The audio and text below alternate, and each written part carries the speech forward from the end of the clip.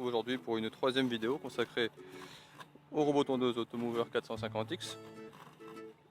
Dans cette troisième vidéo, je vais vous montrer comment le robot tondeuse évite les obstacles ou les contourne lorsqu'il en rencontre un. C'est parti. Premier exemple, tout simple, le poteau de but. Voilà, le robot est venu buter contre le poteau et décide simplement de le contourner et de repartir faire son travail plus loin.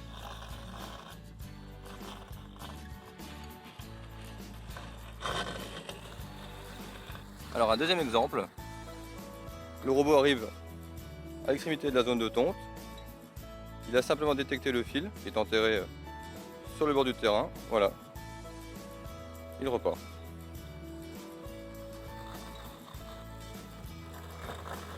Troisième exemple, simplement mon pied.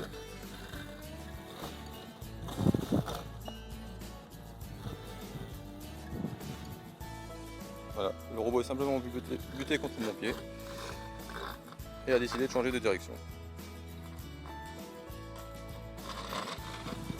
Un autre exemple, l'évitement de son abri. Comme vous pouvez le voir, le robot a commencé un petit peu à ralentir. Et effectivement, il est équipé de 2 capteurs à l'avant.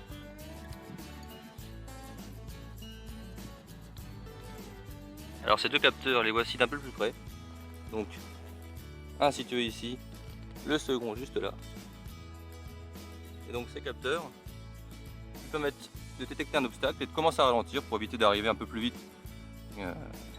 sur l'obstacle. Pourquoi pas de l'éviter de manière anticipée. Alors en dehors de ces 2 capteurs qui sont situés à l'avant, dont je viens de vous parler, le robot est équipé également de 4 capteurs multidirectionnels qui sont situés sous la coque. Ces capteurs sont reliés à la coque en elle-même et reçoivent donc une information lorsque le pare-choc avant touche un obstacle. Celui-ci donc émet une pression sur ces capteurs et c'est de cette manière que le robot arrive à se repérer et à savoir comment éviter, dans quelle direction repartir pour poursuivre son travail. Alors pour ceux qui n'auraient pas vu la précédente vidéo, je vais vous remontrer rapidement quel capteur il s'agit et en même temps je vous montrerai facilement comment on peut démonter la coque du robot. D'ailleurs le démontage qui permet de faciliter le nettoyage parce que beaucoup de gazon a tendance à se stocker entre la coque du robot et le corps du robot lui-même. Voilà, je vais vous montrer.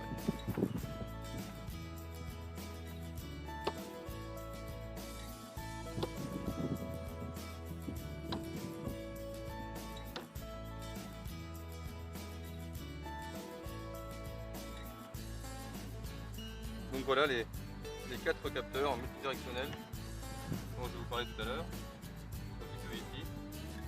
Bien entendu, c'est l'occasion d'effectuer un petit nettoyage rapide. Comme vous pouvez le voir, c'est pas trop propre. J'en profite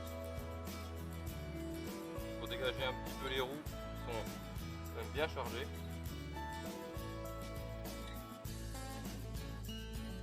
Alors pour remettre la coque, rien de bien compliqué. Simplement leur placer bien au-dessus des petits cylindres blocs reçoivent ces petits capteurs. Une simple pression. Tac. Voilà, la coque est remise en place. Voilà, je vous dis à bientôt et je vous retrouve d'ici 15 jours pour de nouvelles vidéos. Bye bye.